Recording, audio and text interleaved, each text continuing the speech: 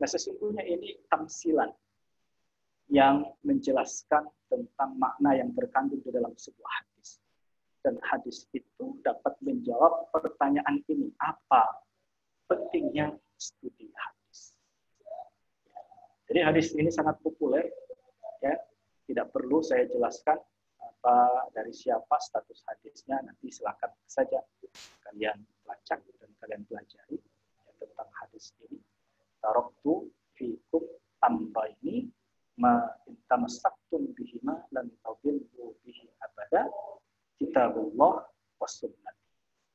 Aku tinggalkan kepada kalian dua perkara.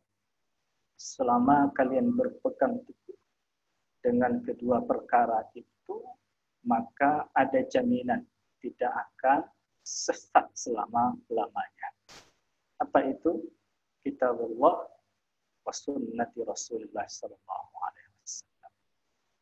Jadi hadis Nabi Muhammad sallallahu alaihi wasallam sangat penting sekali untuk dipelajari. Karena ia merupakan dasar yang paling utama, dasar yang paling pokok, dan bahkan menjadikan rel utama gerbang Islam ini dapat berjalan atau tidaknya, berjalan mulus atau tidaknya gerbang Islam ini tergantung rel Al-Quran maupun hadis itu sendiri.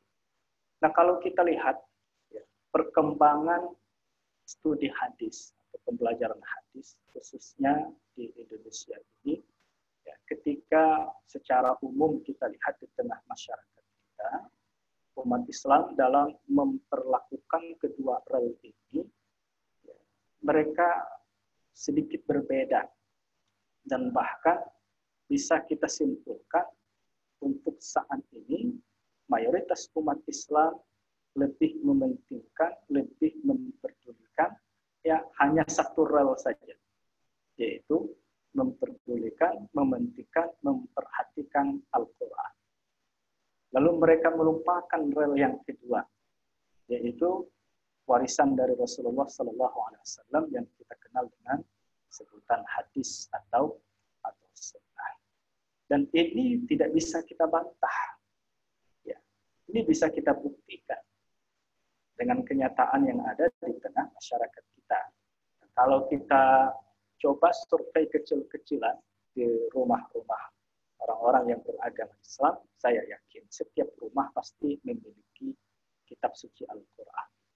Tetapi coba tanya di dalam rumah itu apakah menyimpan kitab hadis, sangat sedikit sekali yang akan menyimpan kitab hadis. Jadi begitu. Ya. Begitu juga dengan perhatian anak-anak muda terhadap hadis. Kalau terhadap Al-Quran, zaman sekarang ini, ya, kegemaran anak-anak muda dan bahkan anak-anak kecil terhadap Al-Quran dan perhatian mereka terhadap Al-Quran sangat amat menggembirakan. Apalagi kalau di stasiun televisi kita sering menyaksikan adanya perlombaan-perlombaan tahfiz. Bahkan kalau dalam konteks wilayah di mana saya berada di Provinsi Bengkulu, ya, dengan adanya sekolah-sekolah Islam terpadu itu sangat luar biasa. Ya, kegembiraan kita ya, bahwa anak-anak yang baru kelas 1, kelas 2, mereka rata-rata sudah hafal juz amma, dan bahkan ketika mereka kelas 5 atau kelas 6 SD yang sekolahnya di IT itu, banyak yang sudah hafal 5 juz, 6 juz, dan segala macam. Jadi perhatiannya sudah sangat menggembirakan. Tetapi tidak dengan hadis itu sendiri. Nah, untuk kepedulian ya umat Islam terhadap hadis ini memang saat ini sangat memperhatikan. Jadi ini menjadi bahan yang harus kita pikirkan bersama bagi kita teman-teman pembelajaran hadis untuk lebih peduli, untuk lebih mementingkan ya terhadap hadis Rasulullah SAW. Sebagai motivasi, saya ucapkan selamat kepada teman-teman yang mengambil prodi ilmu hadis baik di IAIN Kudus maupun di IAIN Bengkulu. Kalian adalah orang-orang pilihan yang langka karena prodi ini termasuk prodi langka peminat dan jarang sekali orang yang berminat untuk mendalami hadis atau ilmu hadis. Nah, ketika masuk ke perguruan tinggi, rata-rata yang dipilih adalah fakultas tarbiyah, fakultas perbankan syariah, dan segala macam. Jadi, selamat untuk kalian. Tapi ini menambah motivasi kita dan juga sebagai jawaban atas apa yang kita ajukan pertanyaan sebelumnya terkait apa urgensi untuk menuntut ilmu hadis atau studi hadis, khususnya di Indonesia. Ini populer juga hadis ini. Bagi pembelajaran hadis, hadis ini tidak asing. Ya, hadis ini tidak asing. Dan ketika saya mendengar hadis ini, ya, inilah yang menguatkan saya, yang menyemangatkan saya, yang memantapkan saya untuk giat ya mendalami hadis-hadis Rasulullah SAW dan merasa beruntung Allah takdirkan saya tertarik untuk mengambil prodi ilmu hadis ketika kuliah S1 dulu, kemudian dilanjutkan dengan S2. Hadis ini sangat populer sekali, ya banyak kitab-kitab yang meriwayatkan hadis ini. Kita bisa lihat motivasi dari Nabi kita Muhammad SAW sebagai anjuran kepada kita untuk mempelajari hadis ini. Nadarallahu imra'an sami'a hadisan fa hafizahu wa fil lafdhin fa wa'aha wa hafizaha hatta yuballighahu. Farubba hamilin fiqhin ila man huwa afqahu minhu wa rubba hamilin fiqhin laisa bifaqih. Semoga Allah mencerahkan atau mengelokkan rupa orang yang mendengar hadis dariku, lalu dia menghafalnya dalam nafas yang lain, lalu dia memahami, menghafal, hingga kemudian dia menyampaikannya kepada orang lain. Jadi kalian hayati betul-betul, teman-teman hayati betul-betul hadis ini untuk menyamankan kita dalam mempelajari hadis-hadis Rasulullah SAW atau dalam menempuh pendidikan semasa S1 ini. Kita berada di prodi ilmu hadis, hayati betul-betul doa yang disampaikan oleh Nabi SAW sekaligus motivasi beliau agar umatnya tertarik untuk mempelajari warisan beliau, yaitu hadis-hadis. Jadi beliau mendoakan, ya, semoga Allah mengelokkan rupa. Bagi siapa? Yang pertama, orang yang mau mendengarkan hadis. 4 hal yang harus kita lakukan dalam hadis. Yang pertama adalah mendengarkan. Yang kedua, memahami. Kemudian yang ketiga, menghafal. Dan yang keempat, menyampaikan. Kalau keempat hal ini kita geliti, nah, insya Allah doa Nabi SAW kepada kita akan didengar oleh Allah Subhanahu wa Ta'ala. Allah akan mengelokkan rupa, mencerahkan wajah orang-orang yang mempelajari hadis-hadis beliau. Jadi betapa mulianya pembelajaran hadis.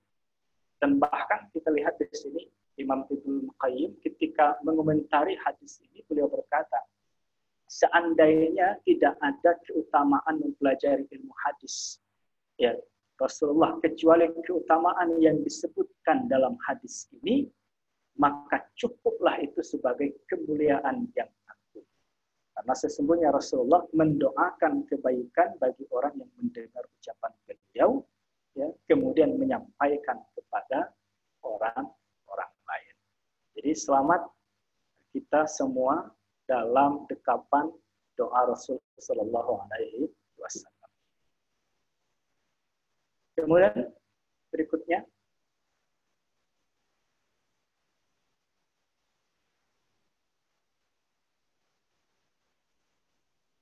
ya, tadi Rasulullah di dalam doanya menyebutkan bahwa Allah akan mengelokkan rupa. Timbul pertanyaan, apa yang dimaksud dalam kandungan makna hadis?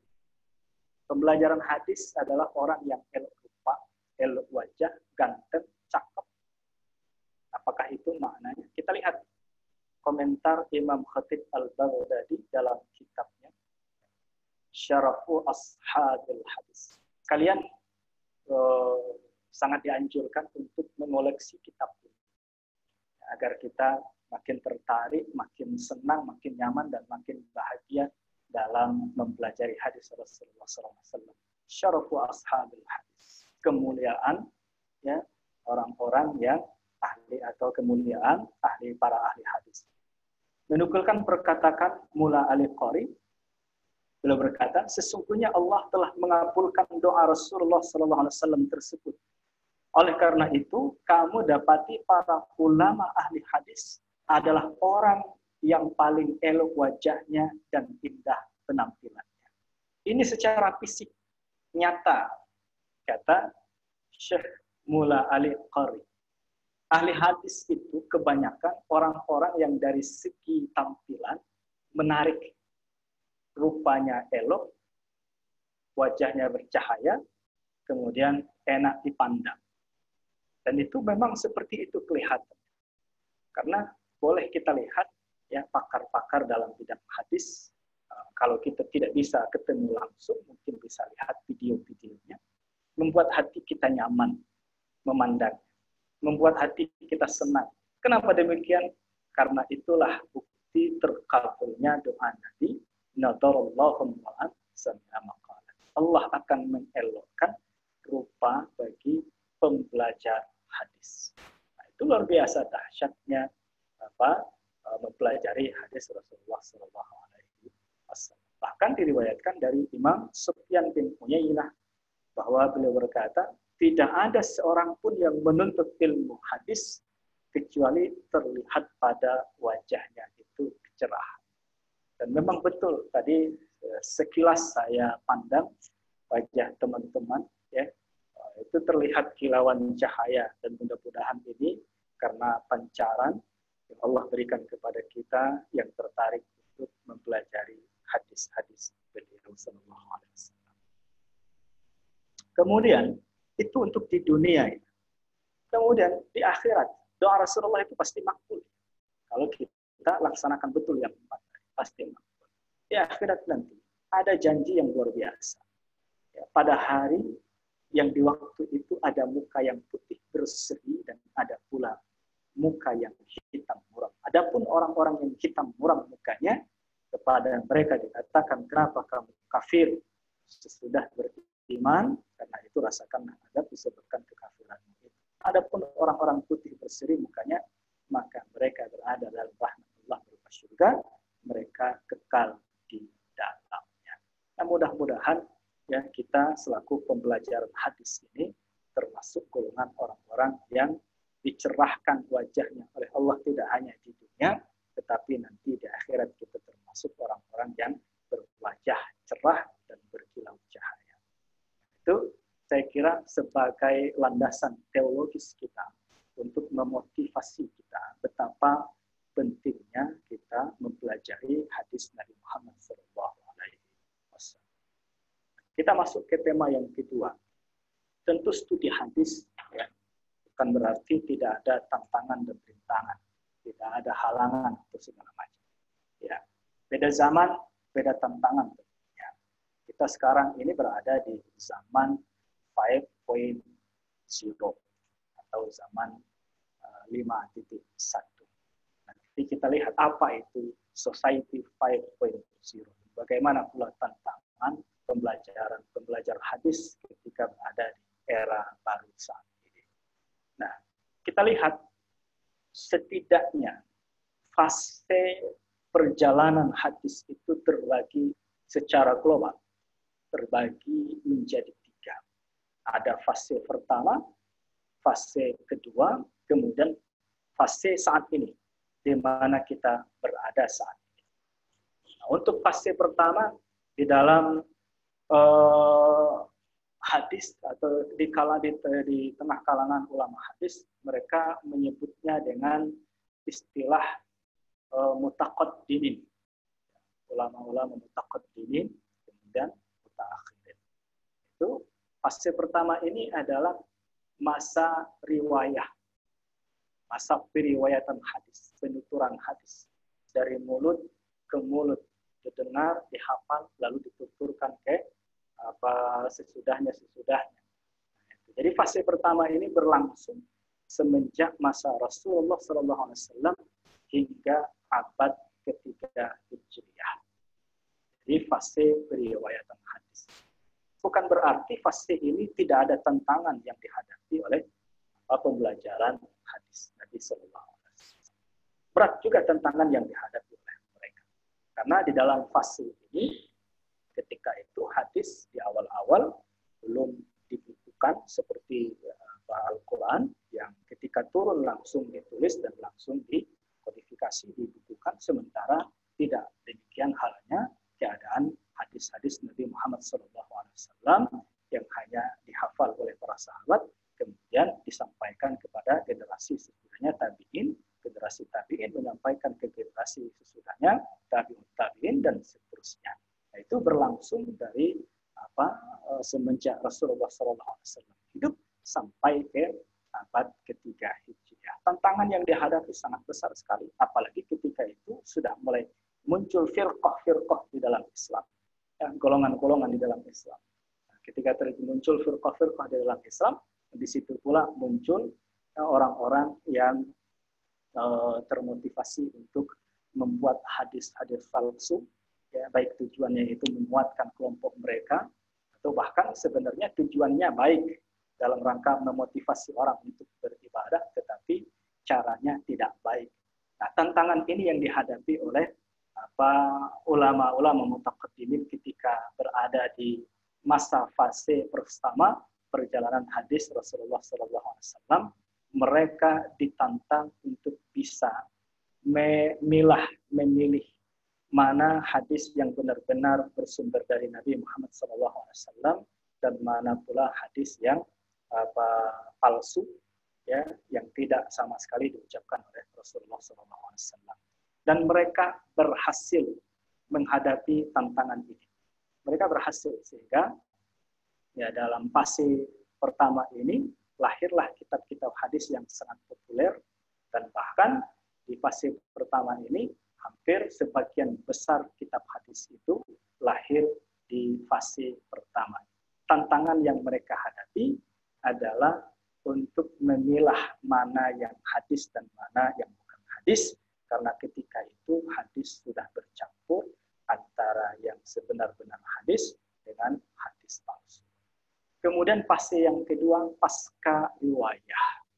Setelah sebagian besar hadis-hadis Rasulullah itu berhasil dibukukan di dalam kitab-kitab yang mu'tabar, yang masyhur sampai ke kita saat ini, ada fase yang kedua, yaitu pasca riwayah. Fase ini ya, terbentang sejak berakhirnya fase riwayah hingga sekarang.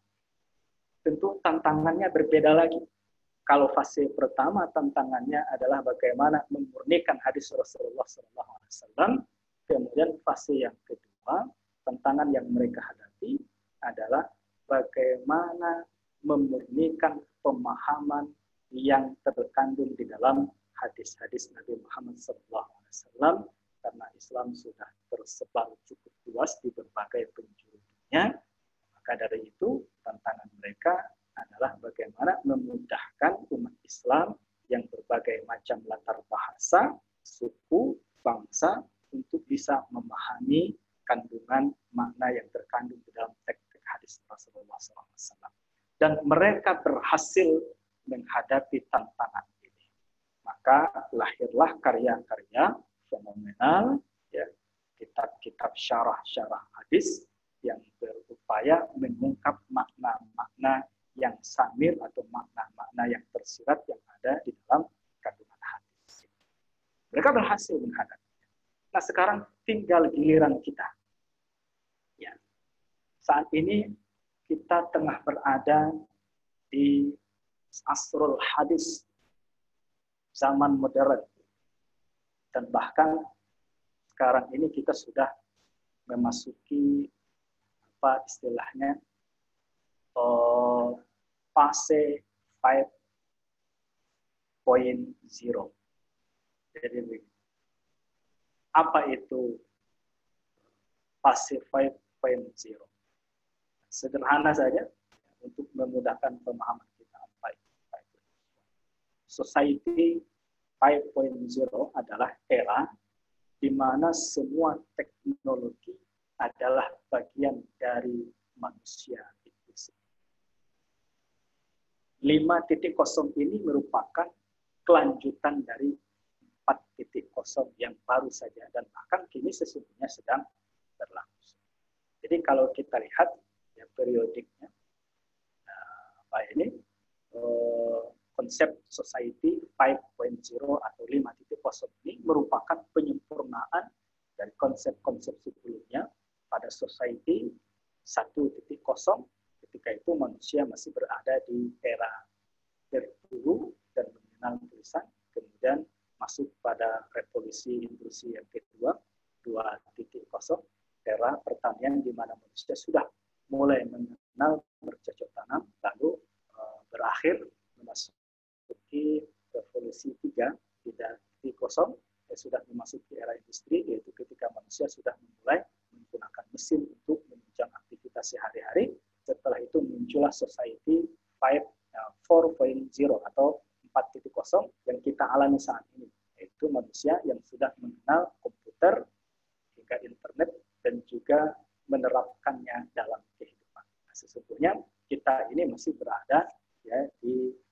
posisi 4.0, di mana pola hidup kita yang dulu pada masa Bapak ketika masih kuliah, ya, ketika ingin berkirim pesan, atau ketika masih SMA dulu ketika ingin berkirim pesan harus melewati surat, menunggu berminggu-minggu dan segala macam. Tapi zaman sekarang ini 4.0 kita tidak perlu lagi menggunakan media tukang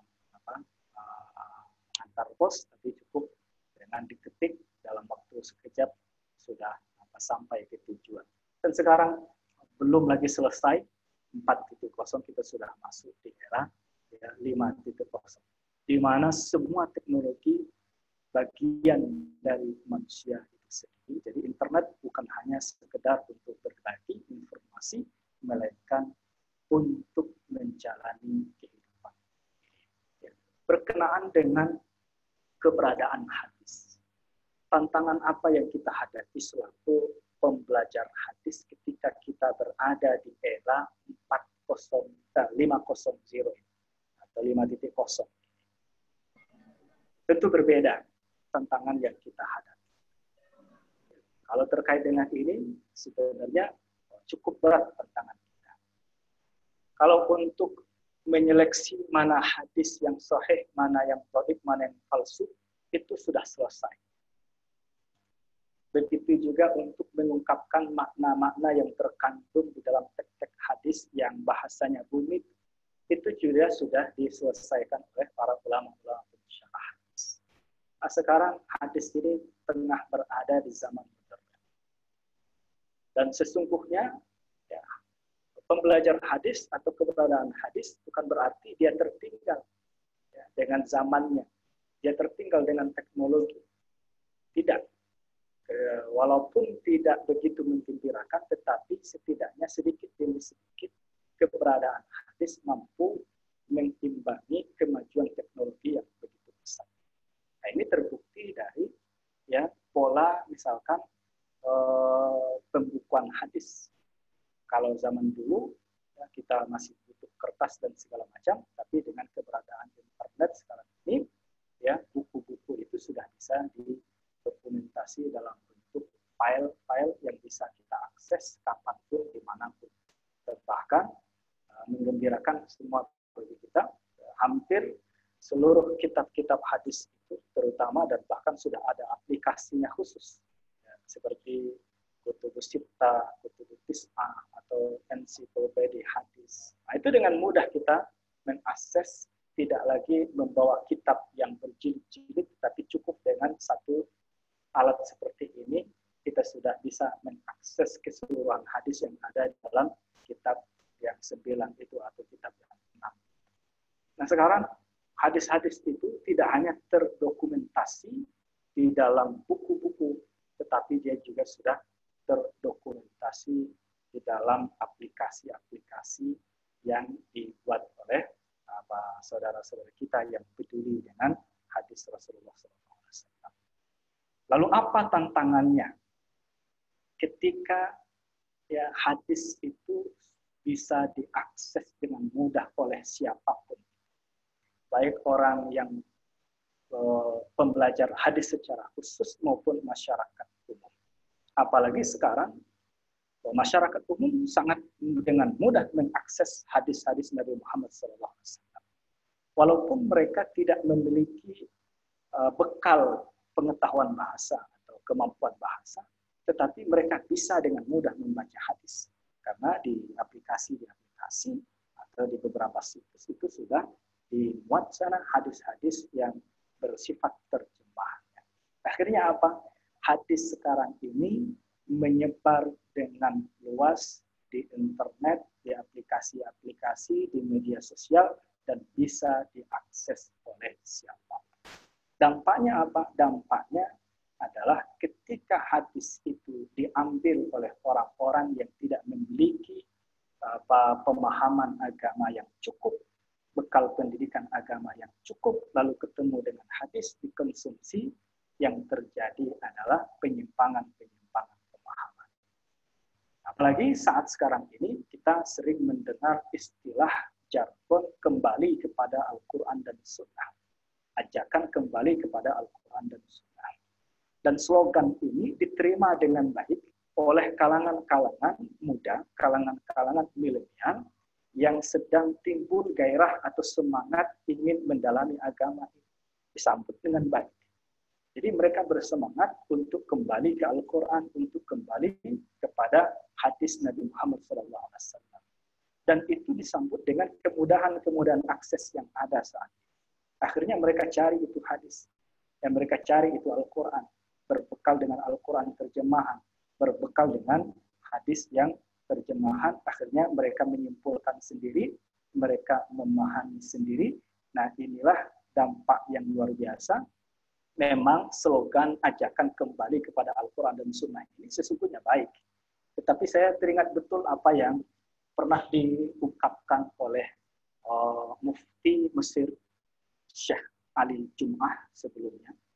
Apa kata beliau terkait dengan slogan da'watu ruju'i ilal Quran was Sunnah ka da'wati syarbis al-asali fihi as-sam. Ajakan kembali kepada Al-Quran dan hadis, atau ajakan kembali kepada Al-Quran dan Sunnah itu, kata beliau, sama seperti mengajak orang minum madu. Di dalam madu itu ada racun. Saya baru memahami apa yang disampaikan oleh Syekh Ali Jum'ah ketika kita berada di Indonesia, apalagi kita berada di saat sekarang ini, ketika banyak sekali orang-orang yang hanya berpegang kepada satu atau dua hadis lalu mengharamkan sesuatu, yang melarang ini dan melarang itu. Dan yang terbaru, ya, dampak dari atau tantangan yang kita hadapi semua, dampak dari dengan mudahnya setiap orang mengakses hadis Rasulullah di era 5.0 ini, ya, yang baru-baru beredar untuk di Bengkulu ini termasuk heboh, apalagi terkait dengan masa pandemi ini. Ada sebuah video seorang yang menggunakan baju gamis, kemudian pakai peci putih, menyampaikan sebuah hadis tentang pengharaman menggunakan masker ketika sholat. Nah, akhirnya meresahkan para jamaah, di mana saat ini kita tahu bahwa kita tengah berada di masa pandemi. Nah, memang kita harus dituntut untuk lebih waspada dan hati-hati, termasuk ketika kita ingin melaksanakan ibadah sholat 5 waktu di masjid. Nah, kita disarankan, dianjurkan untuk mengikuti protokol kesehatan, dan juga kita diperintahkan untuk menggunakan masker. Nah, dengan menyebarnya video itu, mendasarkan pengharaman penggunaan masker ketika sholat dengan hadis Rasulullah SAW, akhirnya ya jamaah masyarakat menjadi tidak nyaman dengan pernyataan. Beliau mendasarkan hadisnya, ya betul itu hadisnya sahih. Naha Rasulullah SAW ayyughatta ar-rajul fahu fis shalah. Rasul sallallahu alaihi wasallam melarang seseorang menutup wajahnya ketika sholat. Dengan hadis ini dia berfatwa bahwa haram hukumnya menggunakan masker ya ketika sholat. Nah, ini sesungguhnya menjadi tantangan bagi kita para pembelajar hadis. Kita tidak lagi ditantang untuk memilih mana hadis sahih. Karena sudah.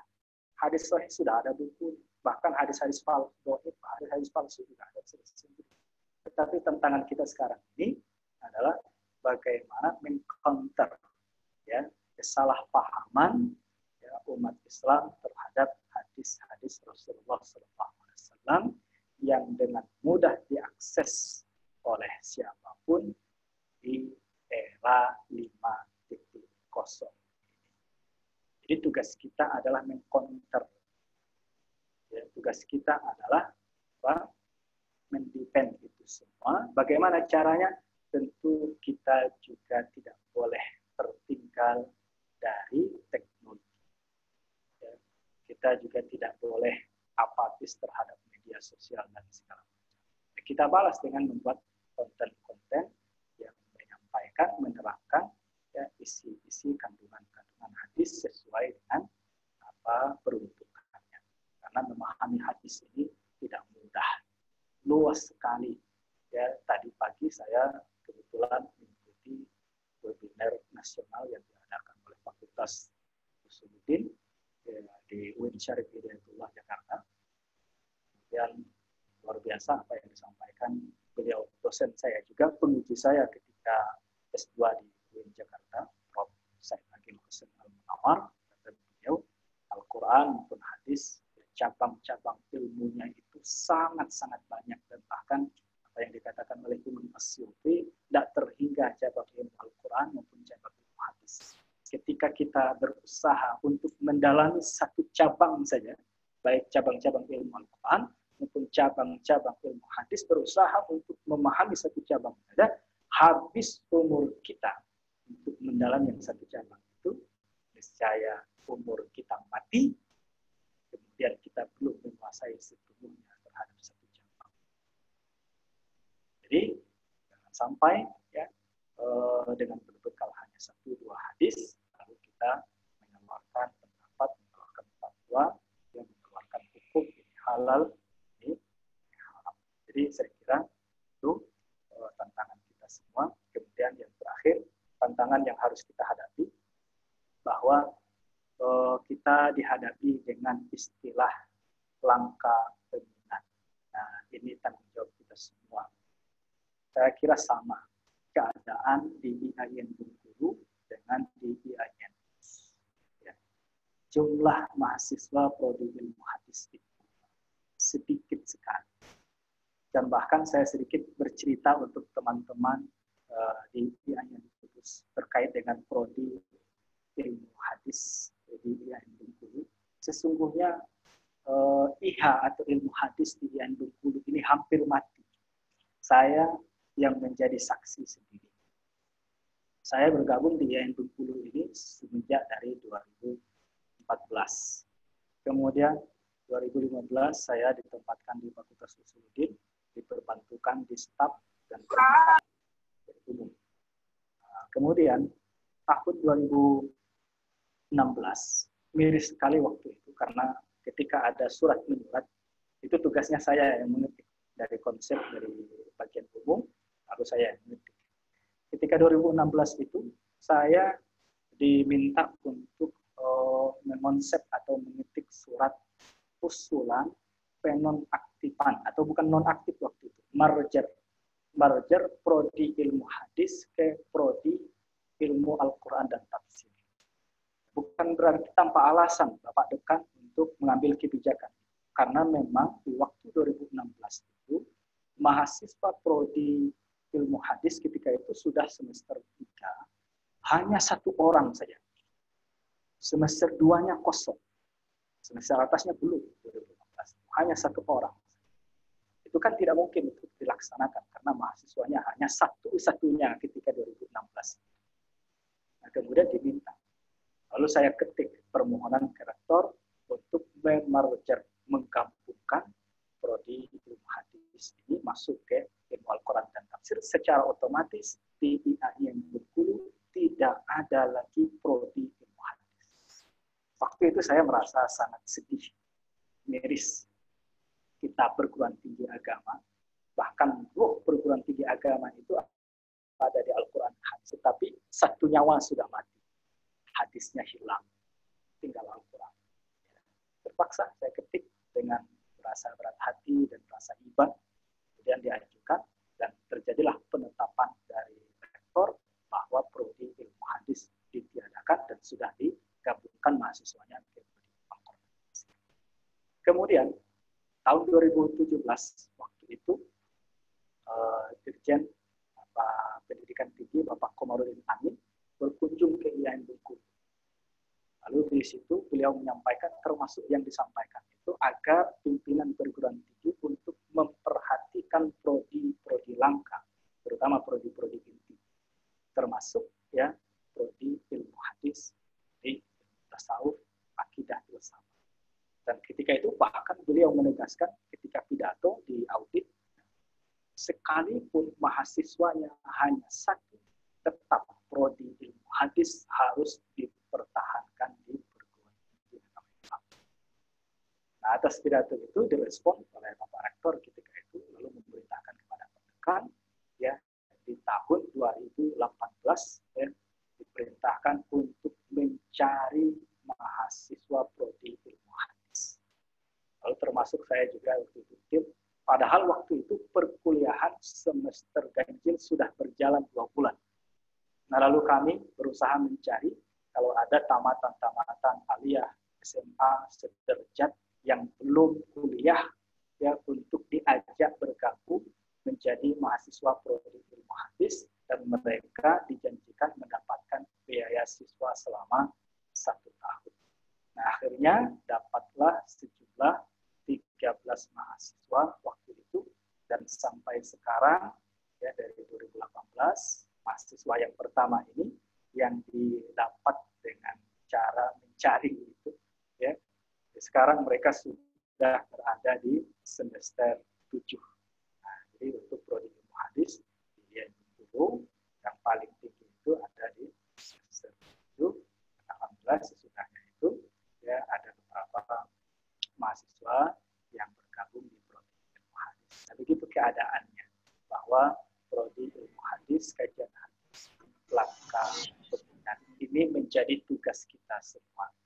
Ini menjadi ya PR kita bersama, bagaimana caranya jangan sampai hadis ini ditinggalkan oleh umatnya sendiri. Nah, barangkali itu ya sebagai pengantar dari saya terkait dengan materi kita hari ini, urgensi dan tantangan kita dalam menghadapi era 5.0 ini. Yang paling berat bagi kita adalah menghadapi tantangan langka peminat. Saya kurang tahu keadaannya di daerah Jawa, tapi kalau untuk di Sumatera itu sangat-sangat langka sekali ya bagi tamatan-tamatan SMA sederajat untuk mengambil prodi ilmu hadis atau mendalami hadis Nabi Muhammad SAW. Dan bagi teman-teman yang sudah bergabung di prodi langka ini, selamat. Ada pepatah Arab mengatakan kullama qalla wa kullama kasura wa khusra. Setiap yang sedikit itu pasti mahal. Kalau yang banyak itu pasti murah. Kalian adalah orang-orang mahal. Terima kasih. Saya kira itu. Kalau ada yang perlu didiskusikan, kita lanjut ke sesi. Assalamualaikum warahmatullahi wabarakatuh.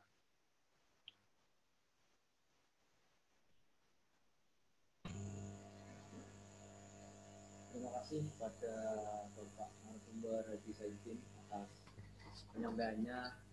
Ilmunya semoga bermanfaat kita semua. Nah, untuk teman-teman dari ilmu hadis dan yang sudah bergabung maupun dari fakultas yang lain, jika mau bertanya,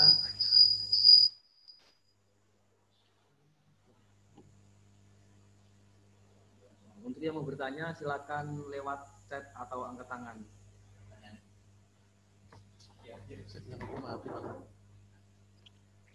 Mohon maaf untuk hostnya, suaranya itu kurang terdengar.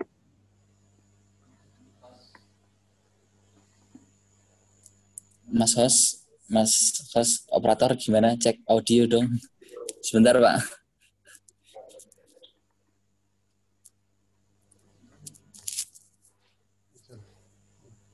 Nah, untuk teman-teman yang mau bertanya, silakan. Belum terdengar, Mas.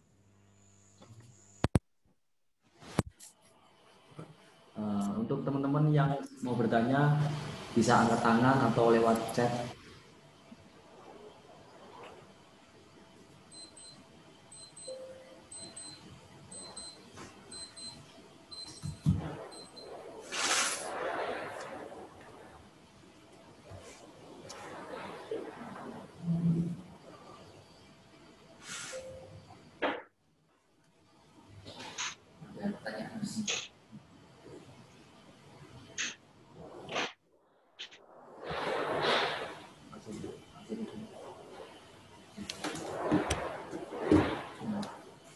Terima kasih. Nah, ini ada pertanyaan, Pak, dari Saudara Maulana Mujahid, asal dari Demak, Fakultas Usuluddin, Prodi Ilmu Hadis, YAIN Kudus. Di sini saya mau tanya mengenai hadis yang artinya bila seseorang sudah melupakan atau tidak mau lagi mendoakan kepada kedua orang tuanya, maka rezeki orang tersebut akan disempitkan oleh Allah SWT. Hadis riwayat At-Tailami. Kemudian ada anak melanggar dengan orang tua dengan mengucap Gus, dan orang tua itu disuruh untuk membantu anaknya. Anaknya itu malah kaya dan mudah rezekinya. Apa itu ujian dari Allah atau gimana? Mohon penjelasannya, Pak. Terima kasih. Ya, baik. Terima kasih. Pertanyaan dari Saudara Maulana Mujahid. Ya. Yang pertama terkait dengan hadis ini, nanti mungkin bisa dicek kembali validitas dari hadis riwayat At-Tailami. Tetapi karena ini dalam perkara fadhail al-amal, selama hadis itu tidak masuk ke dalam kategori hadis mauquf, bagi kalangan ulama hadis dalam masalah fadhail amal, hadis-hadis dhaif, ya, itu masih bisa digunakan sebagai hujjah dan dasar. Nah, jadi begitu. Ya, jadi memang betul bahwa durhaka terhadap kedua orang tua itu adalah dosa yang sangat-sangat besar sekali, dan bahkan dampaknya itu tidak hanya di akhirat, di dunia ini juga langsung dinampak oleh Allah Subhanahu wa Ta'ala.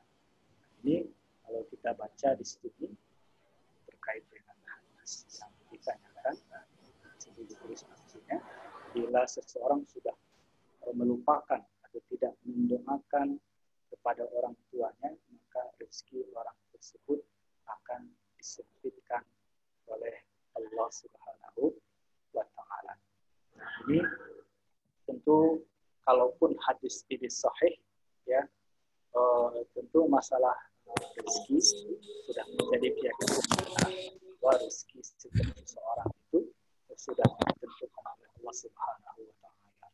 Apakah rezekinya itu banyak atau sedikit, ya, itu sudah ditentukan oleh Allah Subhanahu wa Ta'ala. Tetapi pesan dari hadis ini tentu bisa kita ambil betapa pentingnya kita selaku anak untuk senantiasa mendoakan kedua orang tua kita, dan bahkan itu menjadi kewajiban kita sampai kapanpun itu, bahkan sampai ketika sudah menjadi orang tua pun tetap kita dituntut untuk mendoakan kedua orang tua kita.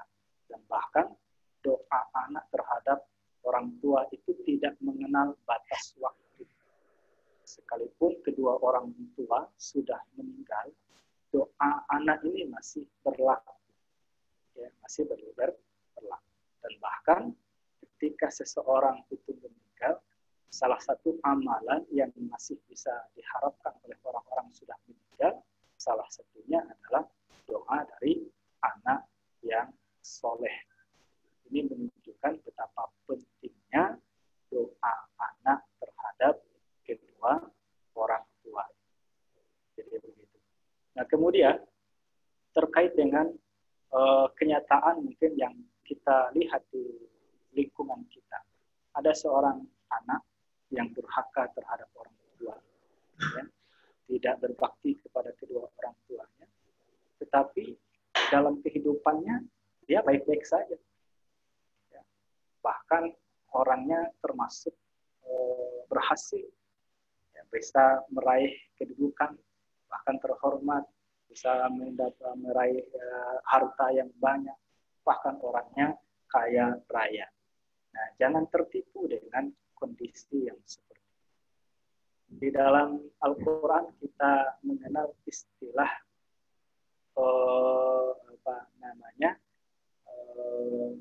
tadrij dari Allah Subhanahu wa Ta'ala. Itu apa? Tadrij itu apa? Itu adalah di mana Allah Subhanahu wa Ta'ala membiarkan orang-orang yang bergelimang bursa dengan kenikmatan duniawi, ya. Kemudian dia tidak memberikan teguran-teguran, terus diberikan nikmat sebanyak-banyaknya sehingga dia menjadi lupa dengan akhiratnya. Nah, jadi jangan terkecoh kalau ada orang yang durhaka terhadap orang tua, tapi dalam kesehariannya dia termasuk orang-orang yang sukses, berhasil, dan bahkan bergelimang harta. Jadi saya kira itu untuk jawaban dari pertanyaan ya, saudara tadi. Terima kasih. Ya. Jawabannya, Pak. Ini ada pertanyaan lagi, Pak. Dari IAIN Bengkulu. Ini bertanya, sesuai dengan perkembangan zaman Islam menghadapi masalah yang berbeda-beda. Sedangkan Rasulullah SAW ketika menyampaikan hadis itu sangat berkaitan dengan kondisi sosial kita ketika itu. Lalu apakah metode yang bisa kita gunakan sehingga hadis Rasulullah tetap sinkron dengan kondisi sosial di era 5,0 ini? Terima kasih. Ya. Jadi terima kasih saudara Ahmad Junizar dari IAIN Bengkulu terkait dengan hadis Rasulullah SAW menyesuaikan dengan perkembangan zaman. Jadi begitu. Ya. Tentu betul. Ya. Hadis maupun Al-Quran itu saleh di kulli zaman wal makan. Tepat untuk setiap waktu dan setiap tempat. Jadi begitu. Nah, perlu kita garis bawahi juga dalam hal ini bahwa nas Al-Quran maupun hadis Rasulullah itu ada yang namanya muassalah. Ini kita harus bisa membedakan. Jangan sampai nanti terjebak semua nas itu harus dikontekstualkan. Al-Quran itu harus disesuaikan dengan konteks dan zamannya. Ya, itu tidak boleh. Nanti kita akan terjebak ke paham-paham liberal. Jadi kita harus bedakan dulu mana nas-nas yang bersifatnya muassalah, ya, mana nas-nas yang sifatnya muassarah. Muassalah itu apa? Nas-nas yang bersifat qat'i. Tidak ada perbedaan hukum baik terkait dengan zaman maupun perubahan tempat. Hukumnya seperti apa? Hukum yang pertama, begitu juga seterusnya dimanapun tempat itu. Itu namanya nas-nas yang muassalah. Jadi ada istilah muassalah dan ada istilah muassarah. Muassalah itu contohnya seperti apa? Ya, teks nas terkait dengan pengharaman khamar. Ini tidak bisa dikontekstualkan. Ya, dikontekstualkan tidak bisa terkait dengan pengharaman khamar. Kalau misalkan bisa dikontekstualkan, kenapa khamar itu dilarang di daerah Arab? Ya, misalkan karena memang wilayah Arab adalah geografisnya, daerahnya yang cuaca dan suhunya cukup panas. sehingga khamar dilarang di sana. Sementara dalam konteks yang lain, di wilayah-wilayah tertentu, khamar itu menjadi sebuah kebutuhan, terutama bagi orang-orang yang tinggal di daerah-daerah yang dingin misalkan. Nah, jadi karena untuk mengkontekstualisasikan, menyesuaikan, lalu dengan metode pendekatan kontekstual, lahirlah kesimpulan hukum khamar itu halal kalau berada di daerah yang dingin. Misalkan. Jadi orang-orang Korea misalkan hidup di Korea, itu halal minum khamar. Kenapa? Sesuai dengan konteksnya. Lalu kenapa di Al-Quran itu diharamkan? Karena konteksnya memang di Jazirah Arab, wilayah yang panas dan di situ tidak dibutuhkan. Nah, itu tidak bisa, ya, tidak bisa dipukul rata semua teks Al-Quran maupun hadis itu dikontekstualisasikan. Jadi ada ayat-ayat yang bersifat mu'assalah, ada ayat-ayat yang bersifat mu'assarah. Ya, mu'assarah itu dia berkembang sesuai dengan waktu, sesuai dengan zaman, dan juga bisa menyesuaikan dengan tempatnya masing-masing. Jadi begitu. Contoh misalkan terkait dengan pemahaman hadis Rasulullah SAW, terutama dalam aktivitas keseharian, seperti misalkan tata cara makan atau anjuran Rasulullah SAW selepas makan untuk ya menjilat jari-jarinya dari sisa-sisa makanan. Nah, ini tidak bisa kita pahami secara tekstual. Kalau dipahami secara tekstual, ketemu hadis anjuran dari Rasulullah SAW sehabis makan untuk menjilat tangannya. Nah, nanti ketika dalam konteks kita saat ini, iya kalau kita lagi makan sendirian, kalau lagi makan jamuan ramai-ramai. Jadi begitu, sehabis makan lalu kita jilat tangan, mengapa? Mengamalkan hadis Rasulullah SAW. Nah, itu tidak tepat. Nah, riwayat-riwayat seperti ini, teks-teks seperti ini, itu bisa dikondisikan. Nah, jadi itu cara kita untuk menyesuaikan keberadaan hadis Rasulullah SAW agar tidak bertentangan dengan kondisi berzaman maupun tempat di mana kita berada.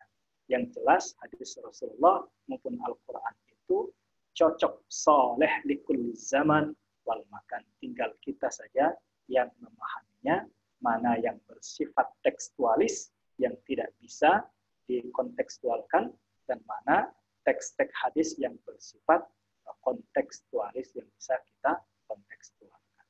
Nah, jadi begitu. Itu untuk Saudara Ahmad bin Zad, saya kira.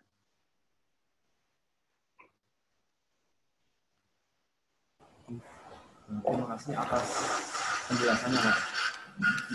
Ini mungkin ada satu pertanyaan lagi dari Risha Fadihatul Lailiyah, asal dari Jepara, Prodi Ilmu Hadis, Fakultas Usuluddin Yain Kudus. Nah, mengenai seseorang wanita yang mengenakan cadar saat sholat. Saya pernah menjumpai seorang wanita bercadar sedang mengikuti sholat jamaah di masjid. Wanita tersebut saat sholat tetap mengenakan pakaian syar'inya, cadar. Nah, padahal ketika sholat bagian wajah saat sujud harus terkena dengan lantai. Bagaimana hukum seorang tersebut yang sholat mengenakan cadar, Pak? Mohon penjelasannya. Terima kasih. Ya, baik, Saudari Risha, ya, terkait dengan penggunaan, terutama dalam konteks ini penggunaan cadar ketika sholat. Dan memang di dalam sholat yang menjadi aurat bagi wanita itu seluruh tubuhnya kecuali wajah, ya, kecuali wajah. Kemudian ketika sholat dalam kondisi normal ada keharusan untuk membuka wajah. Lalu bagaimana dalam kondisi normal seseorang menutup wajahnya ketika sholat? Apa hukumnya? Ya, memang ada hadis Rasulullah, ya, yang kita kenal dengan istilah hadis-hadis talassum. Nanti ada bab-bab talassum. Talassum itu apa? Pakai ta. Talassum itu adalah larangan menutup wajah ketika sholat. Itu ada beberapa hadis, ya, yang terkait dengan talassum ini, larangan menutup wajah ketika sholat. Ya.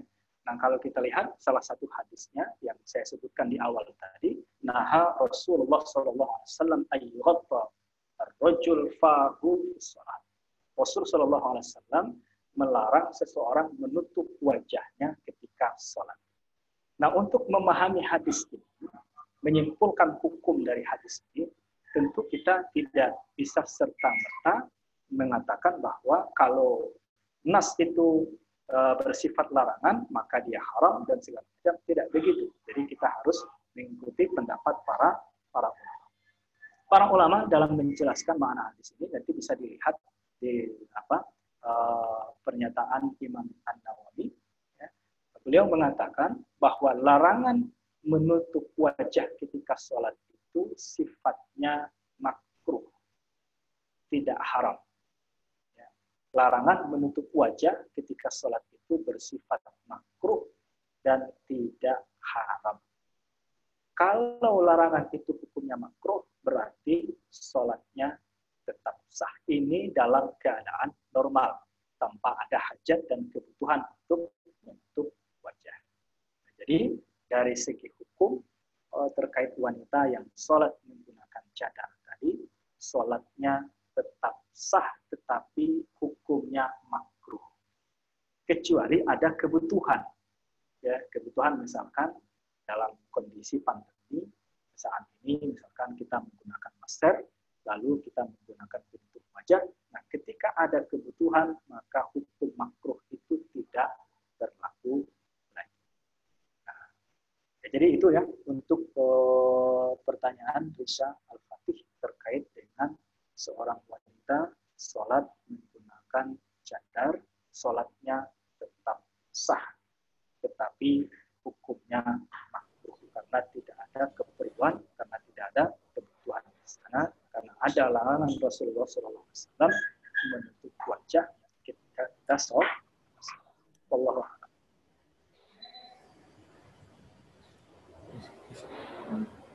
Terima kasih atas penjelasannya, Pak. Mungkin ini ada satu pertanyaan lagi dari Khairul Anwar dari YN Kudus. Mau bertanya, Pak, bagaimana cara kita mengingatkan anak-anak sekarang karena lebih memilih handphone daripada panggilan orang tuanya? Nah, konten-konten yang ada di dalam handphone lebih disukai. Contoh kecil, anak-anak memilih main game online daripada aktivitas sehari-hari. Jadi, tolong bagaimana caranya, Pak? Mungkin ada motivasi, kemudian penjelasan lain-lain. Semoga ada. Ya. Ini menjadi keluhan banyak orang tua dalam menghadapi anak-anak mereka. Memang sesungguhnya Al-Quran sudah memberikan informasi kepada kita, para orang tua maupun calon orang tua, terhadap keberadaan anak dan kedudukan anak bagi kedua orang tua. Ya, anak dan istri, harta, itu bisa saja dia menjadi fitnah. Di dalam Al-Quran kita diingatkan. Ya, kemudian anak dan orang tua itu bisa saja menjadi musuh. Ya, kemudian anak dan orang tua itu bisa menjadi zinah, perhiasan, dan menjadi harapan kita adalah anak dan keluarga kita itu bisa saja menjadi qurrata a'yun. Nah, tentu ini menjadi tantangan yang sangat berat yang dihadapi oleh setiap orang tua ketika kita hidup di zaman yang modern saat ini. Ya, apalagi anak-anak sekarang sudah SD itu sudah pasti bisa mengoperasikan handphonenya dan segala macam. Tetapi ini kembali lagi kepada pola pendidikan yang dilakukan oleh kedua orang tua. Karena sesungguhnya keberadaan anak, asal dari anak itu ya lahir dalam keadaan fitrah. Kullu mauludin yuladu 'alal fitrah. Setiap yang terlahir itu lahir dalam keadaan fitrah. Fa'abawahu yuhawwidanihi aw yunassiranihi aw yumajjisani. Tergantung orang tuanya. Ya, pengaruh orang tuanya yang membuat anak ini menjadi lurus tetap fitrah atau tidak lagi menjadi fitrah. Nah, itu senjata terakhir. Kalau tidak ada lagi yang bisa kita perbuat karena kenakalan anak yang luar biasa dan segala macam, adalah doakan mereka. Karena doa orang tua kepada anak itu makbul. Ya, jadi kebalikannya. Doa makbul ketika masih hidup. Doa yang paling makbul itu adalah doa orang tua terhadap anak. Ketika sudah mati, doa yang paling makbul itu adalah doa anak terhadap orang tua. Nah, selama ya, orang tua masih hidup, gunakanlah senjata doa itu untuk mendoakan anak-anak kita supaya menjadi anak-anak yang soleh dan sehat, berbakti kepada kedua orang. Allahu a'lam. Oke. Terima kasih atas penjelasannya Pak. Nah, mungkin ini ada pertanyaan terakhir dari IAIN Bengkulu. Mau minta pendapat Bapak, apa tindakan yang tepat ketika ada orang gila yang membahayakan ulama kita? Padahal kita ketahui bersama ulama yang menjadi pembaru Islam itu sendiri timbul dalam 100 tahun sekali. Nah, sedang dalam sebuah redaksi hadis, orang gila merupakan orang yang diampuni akan hal yang ia lakukan sampai ia sadar dari gilanya. Terima kasih, Pak. Kita saat ini memang berada di era atau zaman fitnah, di mana setiap peristiwa-peristiwa yang terjadi di lingkungan kita, di sekitaran kita, maupun pemberitaan-pemberitaan yang beredar di media, kita harus betul-betul menyikapi dengan penuh kehati-hatian agar kita tidak terjerumus ke dalam jurang fitnah akhir zaman. Ini sesungguhnya kita sudah memasuki zaman fitnah di mana kita berada di akhir zaman, termasuk kasus-kasus berita-berita yang beredar di akhir-akhir ini terhadap aksi-aksi penyerangan kepada para ulama. Lalu ketika pelakunya itu ditangkap, ya, maka kita mendapatkan informasi, walaupun itu informasi beredar yang beredar itu dari berbagai macam sumber, kita dapati berita bahwa pelakunya adalah orang gila. Kita lihat dulu dari segi hukum betul itu. Orang gila dalam Islam itu dia sudah tidak lagi mukallaf. Apa makna tidak lagi mukallaf? Dia tidak lagi dibebankan terhadap hukum syariat. Ketika dia berbuat sesuatu yang baik, tidak ada pahalanya. Ketika dia berbuat sesuatu yang buruk atau perbuatan maksiat, juga tidak ada dosa. Nah, ini untuk orang-orang yang betul-betul gila. Ya. Jadi kalau orang-orang yang pura-pura gila itu tidak berlaku. Nah, jadi begitu. Itu dari segi hukum agama. Nah, terkait dengan fenomena yang terjadi akhir-akhir ini, ada beberapa kasus penyerangan terhadap tokoh-tokoh agama, terutama ustaz-ustaz kita, ulama-ulama kita. Ternyata setelah diusut, kasusnya kebanyakan pelakunya mengaku gila. Ini wallahu a'lam, Allahul musta'an, hanya kepada Allah kita berlindung dari fitnah-fitnah ini. Tentu kita tetap meningkatkan kewaspadaan agar terhindar dari fitnah-fitnah yang beredar. Itu kita tidak boleh juga ya menyikapinya dengan hukum barbar misalkan. Karena kalau diserahkan melalui proses hukum resmi, akhirnya nanti gila lalu dibebaskan, lalu kita mengambil tindakan sendiri, menyerang, membunuh, dan segala macam pelakunya, ini juga tidak dibenarkan dalam agama kita. Jadi saya kira itu wallahu a'lam bishawab.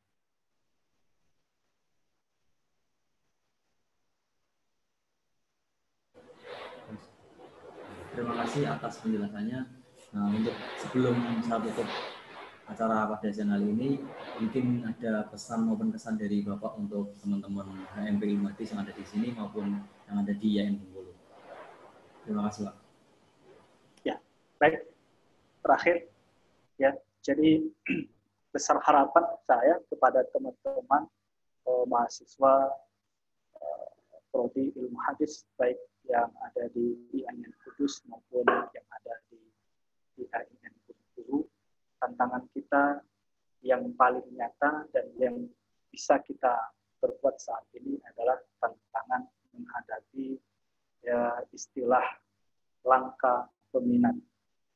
Nah, jadi besar harapan kepada teman-teman untuk menjadi duta dari hadis Nabi Muhammad SAW, menyampaikan kepada sanak saudara kita, teman-teman kita, apalagi kalau kita punya jaringan teman-teman yang basic pendidikannya berada di pesantren, maka kita sampaikan kepada mereka pentingnya untuk mendalami ilmu hadis dan betapa mulianya pembelajaran hadis, sehingga ketika mereka nanti berencana untuk melanjutkan pendidikan tinggi, yang mereka pilih itu tidak hanya tarbiyah, yang mereka pilih itu tidak hanya syariah.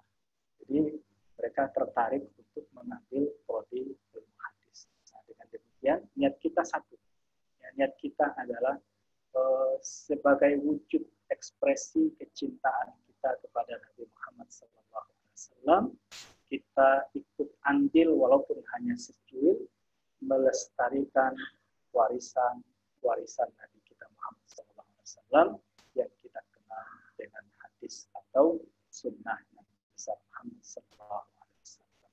Jadi terakhir, mudah-mudahan kita adalah termasuk orang-orang yang dicerahkan oleh Allah rupa kita, yang dielokkan oleh Allah rupa kita, karena kita ketika berada di prodi ilmu hadis sudah pasti kita akan mendengarkan sabda-sabda beliau, kemudian kita pahami makna yang terkandung di dalamnya, lalu kita hafalkan, lalu kita sampaikan kepada orang lain.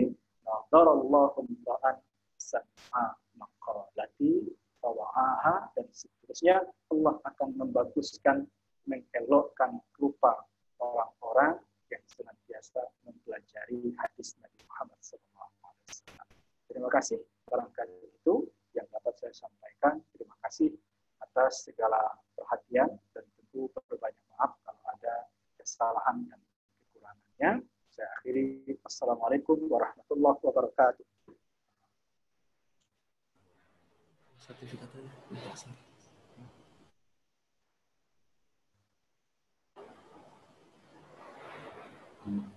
Terima kasih atas penjelasan maupun penyampaian dari Bapak narasumber Haji Saidin Alisi Mohon. Semoga yang disampaikan beliau dari pertama sampai akhir semoga diberkahi oleh Allah SWT dan bermanfaat bagi kita semua. Saya sebagai moderator pamit undur diri. Jika ada kesalahan maupun kekurangan dari kami, saya minta maaf yang sebesar-besarnya. Wallahul muwaffiq ila aqwamit thoriq. Wassalamualaikum warahmatullahi wabarakatuh. Waalaikumsalam warahmatullahi wabarakatuh.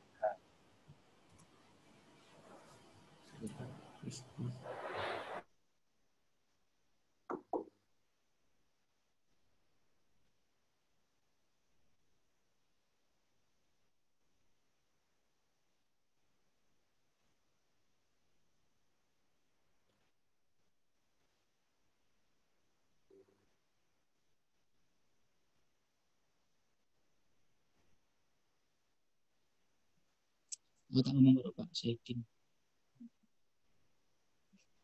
Halo Pak Saidin, bisa dengar suara saya? Ya, masih terdengar. Terima kasih banyak Pak atas waktunya, atas kesempatannya untuk mengisi di acara HMB Ilmu Hadis. Saya benar-benar banyak terima kasih, walaupun kemarin ngomongnya mendadak di malam Selasa, kalau tidak salah. Bapak udah bisa menyempatkan waktu, terima kasih banyak sekali. Ya, sama-sama. Terima kasih kembali. Ya, saya harapkan bukan acara pertama kolab antara HMB YN Kudus sama YN Bengkulu ya. Mungkin tahun depan atau bulan depan ada acara lagi. Insya Allah kita siap mengundang, siap bergabung lagi, Pak. Ya, bagus. Mudah-mudahan ini kolab antara prodi IH di YN Bengkulu dan YN Kudus ini terus berlanjut. Jadi kita bersinergi, dan kalau bisa nanti juga bisa bersinergi dengan prodi ilmu hadis di kampus-kampus yang lain. Oke, terima kasih Pak atas waktunya.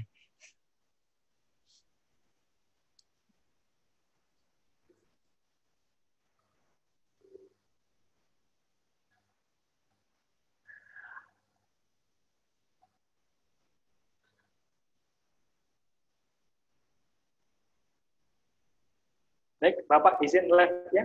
Terima kasih sudah mengundang. Assalamualaikum warahmatullahi wabarakatuh. Waalaikumsalam warahmatullahi wabarakatuh. Ya, teman-teman bisa meninggalkan aplikasinya ya, yang mungkin melanjutkan aktivitas yang lain tidak masalah. Terima kasih semuanya.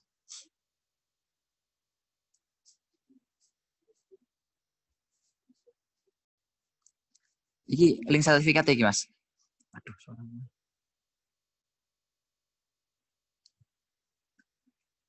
Untuk yang pengen dapat sertifikat bisa mengisi link yang sudah ada di live chat ya, teman-teman semuanya.